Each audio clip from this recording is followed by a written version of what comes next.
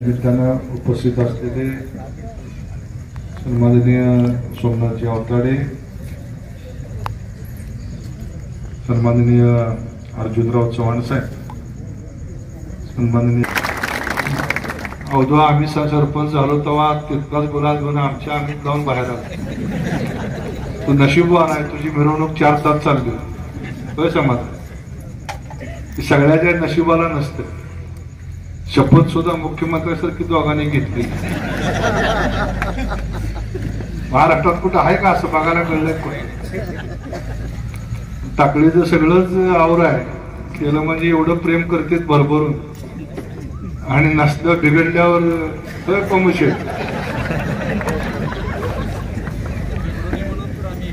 चांगला आहे, तुझ्या गाळा माझ्या गाळा कुंकुम त्याच्या माळा, तसं चांगला आनंद आहे. सर्वप्रथम मी तुमचं सगळ्याचं अभिनंदन केलं. शेवटी ठीक आहे, राजकारण आहे, गट तट पार्टी राहत असतंय. निवडून दिल्यानंतर तुम्हाला ज्या लोकांनी निवडून दिलंय त्यांचंही तुम्ही सदस्य असताय, ज्यांनी निवडून दिलं नाही त्यांचंही तुम्ही सदस्य असताय. आणि आपल्या गावची विकासाची योजना तयार करण्याची जबाबदारी शासनाच्या माध्यमातून तुम्ही राबवताय. ग्रामपंचायत ही खरं म्हणजे आपल्या ग्रामीण व्यवस्थेमधली एक महत्वाची संस्था आहे. शेवटी दिल्लीत प्राईम मिनिस्टर कुणी जरी असला तरी ती काही गावात येऊन काम करू शकत नाही. मुख्यमंत्री गावात येऊन काम करू शकत नाही. गावचा कारभारी ग्राम सदस्याला, नगरपालिकेच्या नगरसेवकालाच त्या ठिकाणी पुढे न्यावा लागतो. त्यामुळे ग्राम व्यवस्थेमधली एक महत्वाची संस्था म्हणून आपण ग्रामपंचायतीकडे बघतो. खरं म्हणजे ग्रामपंचायत, टाकळीची ग्रामपंचायत मला वाटते की पंढरपूर तालुक्यातली सगळ्यात श्रीमंत ग्रामपंचायत असेल. आम्ही सरपंच होतो तेव्हा किती निधी यायचा अजून माहित आहे का? मी 88 साली सरपंच झालो करडीला. तेव्हा निधी यायचा आम्हाला 1 लाख रुपये गावाला. आता तुम्हाला निधी येतोय 50 लाख 60 लाख कोटीच्या घरात, आणि दुसऱ्या योजना पुन्हा वेगळ्या. म्हणून पंचायत राज व्यवस्था निर्माण झाल्यानंतर खऱ्या अर्थानं ग्रामपंचायतीला ताकद ही 90च्या दशकात मिळाली. आणि मग केंद्राकडनं आलेला पैसा, राज्याकडनं आलेला पैसा ग्रामपंचायतीच्या माध्यमातून खर्च केला जातो, विकास केला जातो. राजीव गांधी आपल्या देशाचे प्रधानमंत्री होते, त्यांनी एका भाषणात सांगितलं होते की दिल्लीवरनं आम्ही एक बर्फाची लादी पाठवतो, पण गावात येस्तोपर्यंत एवढा खडा राहिलेला असतो. ती बर्फ पाझरत पाझरत पाझरत बर्फाची लादी बारीक बारीक होती, एवढी होती. हा कालखंड या देशामध्ये होता जुन्या काळात बघितलेला. परंतु आता व्यवस्था बदलली, शासनाचे निर्णय बदलले, शासनाची व्यवस्था मध्ये खूप मोठं परिवर्तन झालं. आणि डायरेक्ट बेनिफिट या ठिकाणी सुरू झाले, डीबीटी.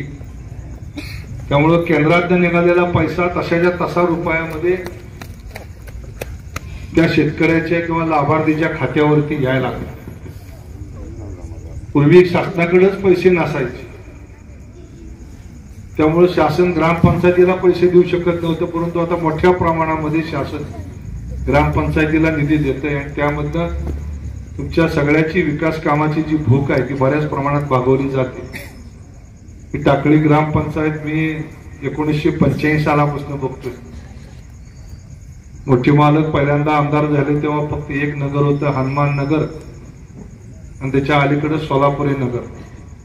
ही 2च नगर होती 1985 आणि 90 सालात. रस्ता म्हणलं तर हा मधला टाकळीतला येणारा सिमेंटचा रस्ताही नव्हता, रेल्वे क्रॉसिंग करूनच यावं लागायचं.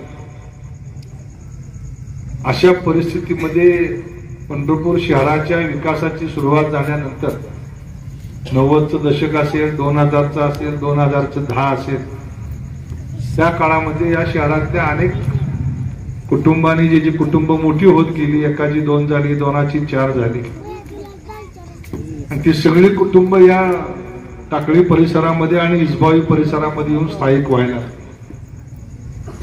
पण दुर्दैवानं त्या काळात शासनाकडे निधी एकदम कमी असायचा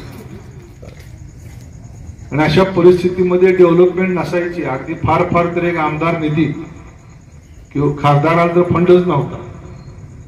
खासदारांना फंड पुढे सुरू झाला, आमदार निधी होता. मला आठवतं की मालक जेव्हा पहिल्यांदा आमदार झाले तेव्हा आमदार निधी होता 25,000 रुपये. आता ग्रामपंचायतीला येते 50 लाख रुपये. आणि मग 25,000मध्ये या तालुक्यातल्या 100 गावातली कामं जी नॉन प्लॅन आहे ती व्हायची. बजेट मधनं एखादा कोटी रुपये या तालुक्याला आलं म्हणजे खूप पैसा आला असं वाटायचं. आज सहज सगळे आमदार मंडळी 2,000 कोटी, 3,000 कोटी, 4,000 कोटीच्या खाली कोणी बोलतच नाही. हा फरक झालेला. कारण सरकारची उत्पन्न वाढली. आज महाराष्ट्र सरकारचं बजेट आहे जवळजवळ 6.5 लाख कोटी रुपयाचं. त्यामुळे मोठ्या प्रमाणात पैसा ग्रामपंचायतीला येतोय आणि हा सगळा पैसा खर्च करण्याची जबाबदारी आज तुमच्यावरती आहे. टाकळी गाव हे पंढरपूर शहरानजीकचं गाव आहे. 2000 सालापर्यंत या गावामध्ये फार काही डेव्हलपमेंट नव्हती, लोकांच्या अपेक्षाही नव्हत्या. 2-3 उपनगरं जर झाली तर गावठाण आणि हा एरिया एवढाच भाग असायचा, मध्ये सगळं मोकळं होतं. पण हळूहळू प्लॉटिंग पडायला लागले, प्लॉट घ्यायला लागले. पंढरपूर शहरामध्ये अनेक सरकारी कर्मचारी येऊन स्थायिक व्हायला लागले आणि त्या लोकांनी मग हा सगळा टाकळी परिसर असेल किंवा इसबावी परिसर असेल या परिसरामध्ये आपलं कुटुंब, आपलं घर या ठिकाणी बांधायचा निर्णय घेतल्यानंतर आज बघतोय आपण की गेल्या काही वर्षामध्ये मोठ्या प्रमाणाच्या टाकळीची डेव्हलपमेंट झाली. जसं गाव वाढतं, आता इथं सांगितलं आमच्या मित्रांनी की लोकसंख्या इतकी वाढली आहे. मतदान जरी असलं तरी इथं राहणाऱ्या लोकांची संख्या खूप आहे. कारण यातले बरेचसे लोक बाहेरगावचे आहेत, त्यांचे मतदान तिकडे आहे. आता हे दुबार मतदान आहे का नाही मला माहित नाही, संदीप तपास करा तुम्ही.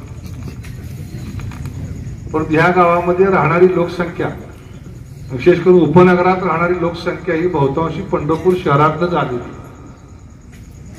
महात्मा फुले नगर असेल, मला आठवतं की पहिलं प्रतापनगर होतं, ते आमचे MSCBचे एक पाखरे साहेब होते आणि ते MSCBची इंटकचे अध्यक्ष होते प्रतापसिंह मोहिते. तेव्हा जिल्हा परिषद होती तेव्हा त्यांच्याकडनं पैसे आणून आम्ही आज ते खडीचे रस्ते काही केले. कारण पैसाच नसायचा, जिल्हा परिषदेकडे नसायचा, सरकारकडे नसायचा. परंतु आज आता इथे मित्रांनी सांगितले की लोकसंख्या वाढते, गावची विकासाची संकल्पना वाढते. उपनगरातल्या लोकांच्या अपेक्षाही तुमच्याकडे खूप आहेत. कारण तुम्हाला रोज टॅक्स देणारी ती मंडळी आहे, त्यामुळे त्यांच्याही अपेक्षा आहे आणि जुन्या गावठाण आहेत तिथल्याही लोकांच्या अपेक्षा आहेत. सुदैवानं पंढरपूर शहराकरता आता मोठ्या प्रमाणात निधी येतो. तसा पंढरपूर शहराच्या आजूबाजूला जे पेरिफेरियल गाव आहे, पंढरपूरचं टाकळे असेल, गोपाळपूर असेल, शेगाव दुमाला असेल किंवा भटुंबरा असेल, इसबावी वाकडी परिसर असेल, या 4-5 गावावरती राज्याच्या सरकारचं मोठ्या प्रमाणात लक्ष आहे. कारण सगळ्या डेव्हलपमेंट आता ह्या भागात सुरू आहे. ह्या भागातलं पाणी, रस्ते, ड्रेनेज ह्याची व्यवस्था करणं गरजेचं आहे. आता जवळजवळ 22-23 कोटी रुपयाची पाण्याची योजना तुमच्या गावाकरता मंजूर झाली, राज्य सरकारने केली. त्याचं जवळजवळ 70% काम पूर्ण झालंय. अजून काही पाईपलाईन योजना आहे ती जलजीवन मिशन म्हणून केंद्र सरकारने योजना काढली. नरेंद्र मोदी साहेबांनी निर्णय घेतला, कारण त्यांनी जेव्हा अभ्यास केला त्यांच्या लक्षात आलं की या देशाची लोकसंख्या 140 कोटी आणि आपल्या देशामध्ये फक्त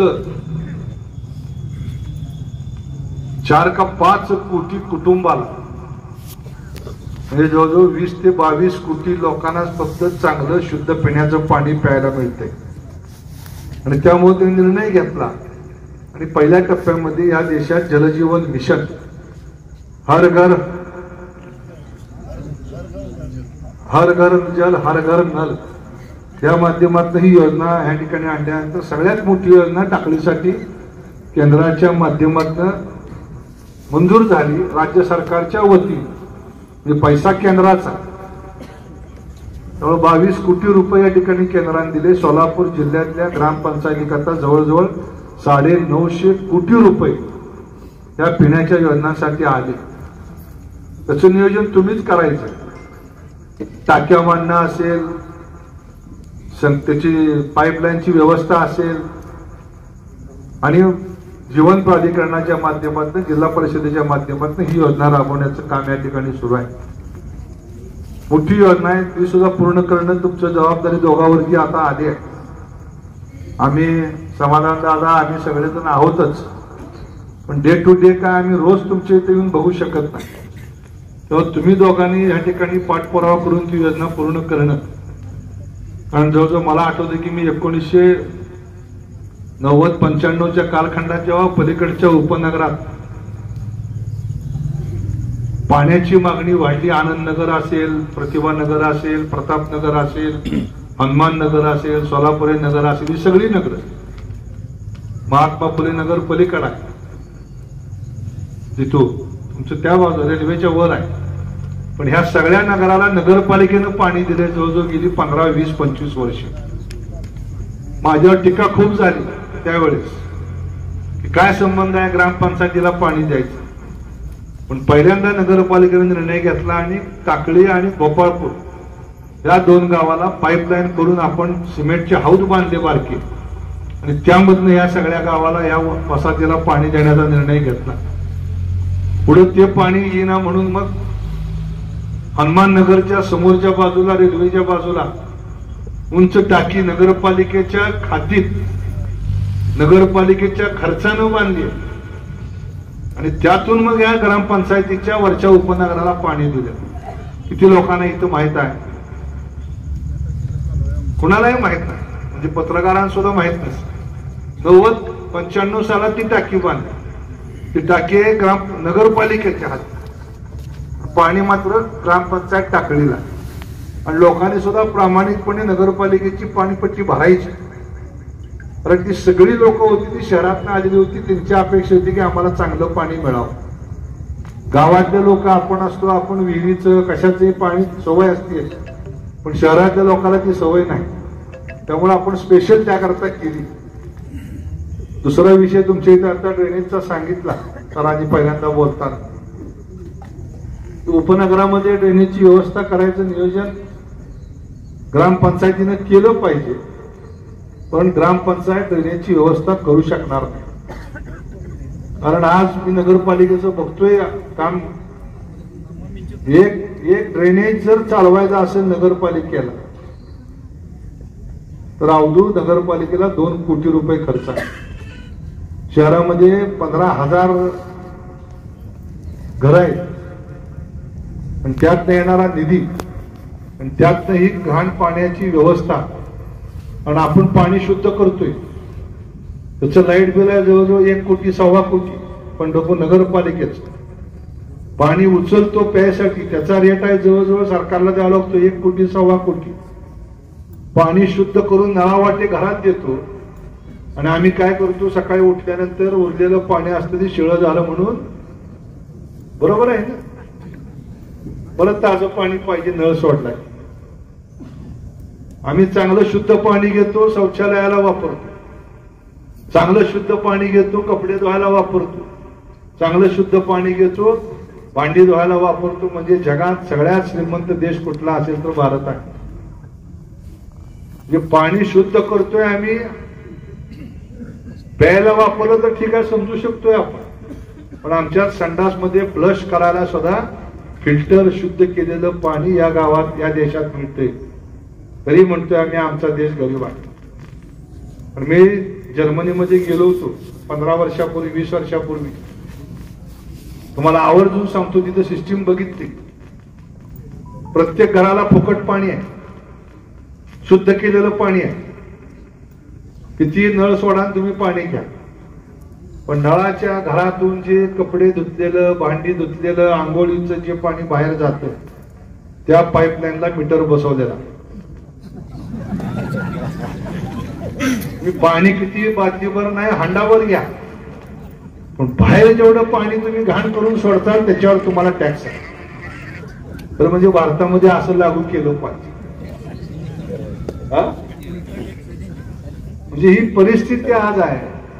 आणि तुम्हाला आश्चर्य वाटतं, रोज पंढरपूर नगरपालिका 20 ते 22 MLT पाणी उचलते आहे रोज नगरपालिका. आणि हे सगळं पाणी उचलतोय तर पितो किती आपण दिवसात माणशी? 2 लिटर 2.5 लिटर. स्वयंपाकाला किती पाणी लागतं, चहा पाण्याला किती पाणी लागतं, सगळं मिळून 5 लिटर धरून चालतं.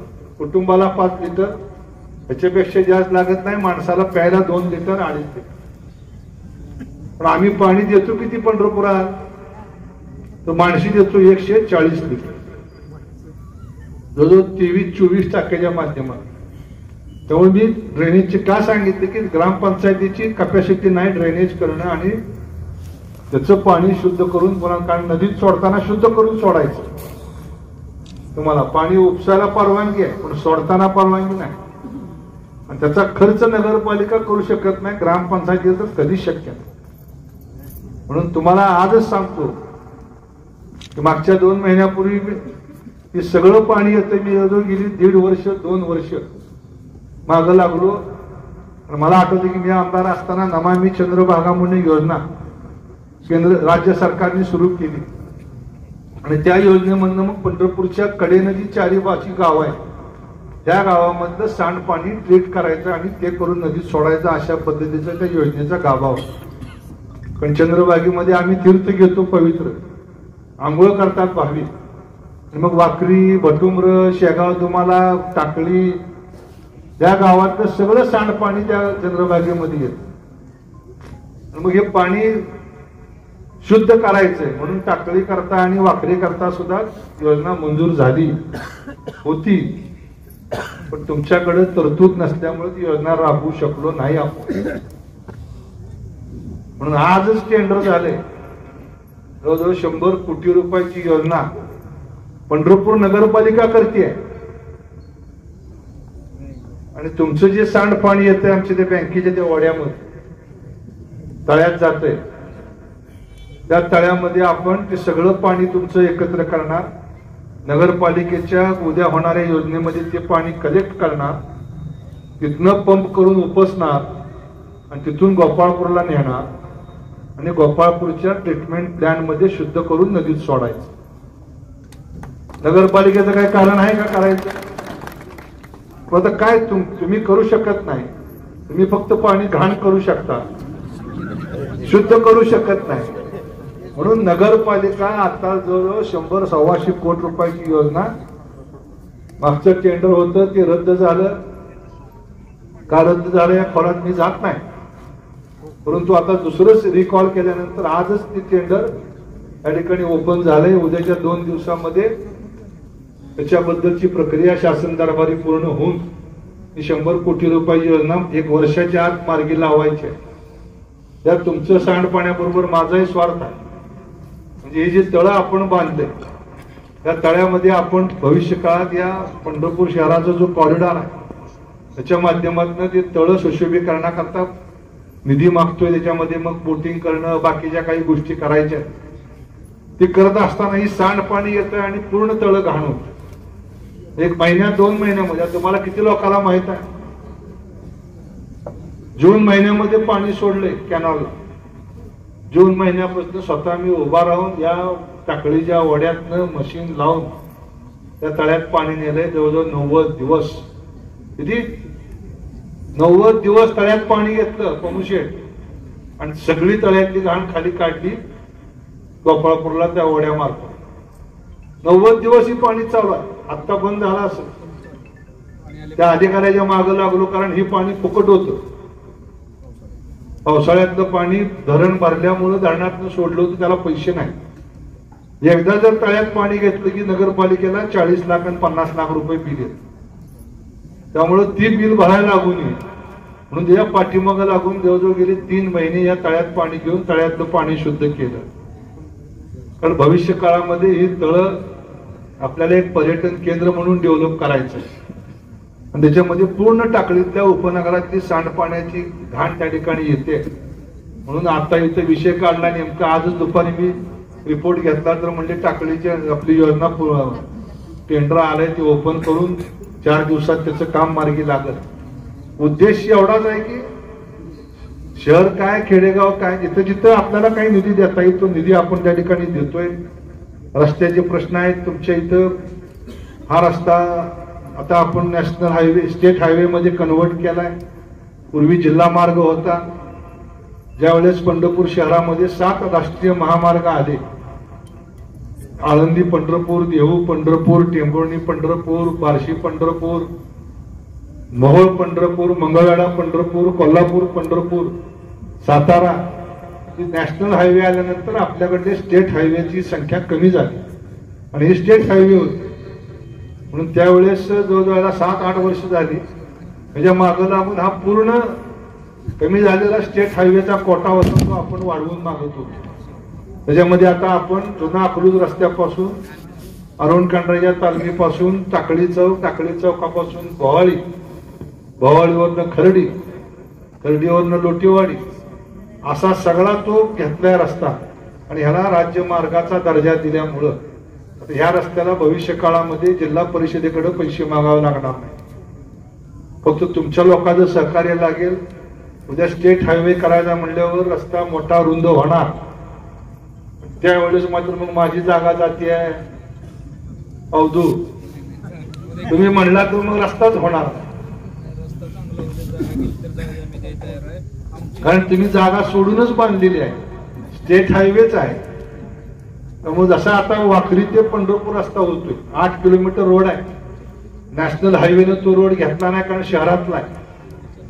नॅशनल हायवे म्हणले आम्ही घेणार नाही, शहरातले रस्ते आम्ही ग्रामीण मधले घेऊ म्हणून तिने वाखरीपासूनच रस्ता वळवला. तो रस्ता पूर्ण करायला जवळजवळ 5 वर्ष मंजुरीला लागली.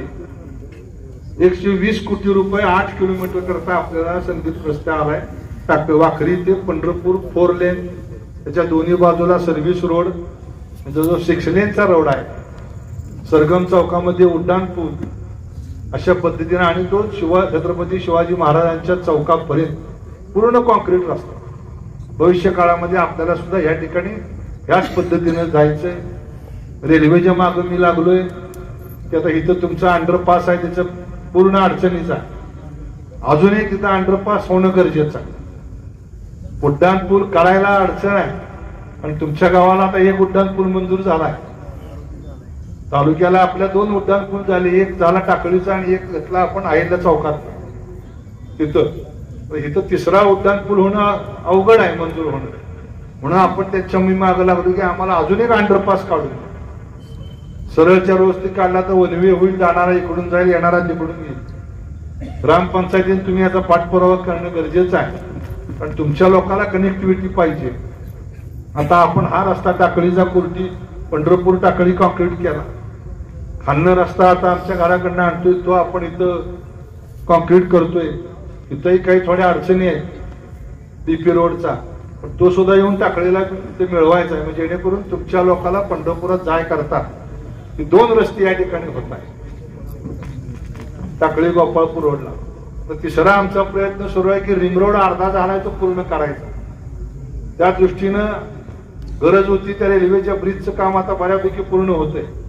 त्यामुळे टाकळी चौकात ती जी गर्दी आहे जी होती तीच गर्दी कमी करायची. तशीच ती काशेगाव मार्गे अशीच गोपाळपूरवरनं मुंडेवाडीवरनं सोलापूर रोडला न्यायची आणि अशी इकडून वाखरीला न्यायची याचंही नियोजन सुरू आहे. त्यामुळे टाकळीला भविष्य काळामध्ये अतिशय मोठं महत्वाचं व्यावसायिक केंद्र म्हणून या ठिकाणी पुढे येणार आहे. कारण शहरामध्ये डेव्हलपमेंटला मर्यादा आहे. शहरामध्ये जागा उपलब्ध होत नाही. तिथं जागा घ्यायला तिथं फुटावर किंमत नाही, इंचावर आहे. इंचावर 1 कोटी 1.25 कोटी अशा पद्धतीनं प्लॉटची खरेदी आहे. आज 3,000 आणि 4,000 रुपये फुटानं जागा उपनगरात आहे. भविष्य काळामध्ये टाकळीला वसाहत मोठी होणार आहे. पण त्याकरता ग्रामपंचायतीची तुमची जबाबदारी की चांगल्या पद्धतीचं गावचं नियोजन करणं. तुम्हाला अधिकार दिलाय सरकारने तुमच्या गावचा डेव्हलपमेंट प्लॅन. तसं नगरपालिकेचा डेव्हलपमेंट प्लॅन बनवतो तसं ग्रामपंचायतीला सुद्धा डेव्हलपमेंट प्लॅन बनवायचा अधिकार दिलाय. किती सरपंचांना माहित आहे किती प्रमुख कार्यकर्त्याला पुढाऱ्यांना माहित आहे. तुम्ही 500 मीटरच्या रेडियस मध्ये तुमचा डेव्हलपमेंट प्लॅन, कुठं शाळा पाहिजे, कुठं पाण्याची टाकी उभा करायची आहे, कुठं तुम्हाला अजून शौचालय बांधायची किंवा इथं सार्वजनिक एखादं उद्यान बांधायचं, जी काय तुम्हाला गरज आहे ते करायचा अधिकार तुम्हाला दिला. ज्या ओपन स्पेस आहे त्या डेव्हलप करायचा अधिकार तुम्हाला दिला. पण दुर्दैवानं काय होते की आम्ही निवडून येतो, सत्तेवर बसतो आणि पुन्हा दुर्दैवानं याच्यामध्ये आपण कुणी फार लक्ष देऊ शकत नाही. पण आपल्या पाठीमागं व्यवधानं खूप लागतात. मुख्यमंत्री बदलायचा असतो, राष्ट्रपती नवीन नियमायचा असतो, सोसायटीचा चेअरमन काढायचा असतो. त्यामुळे ही कामं कोणीच करत नाही. त्यामुळे ग्रामपंचायत हे महत्वाचं केंद्र आहे. शासनाच्या सगळ्या योजना तुमच्या मार्फत आहे.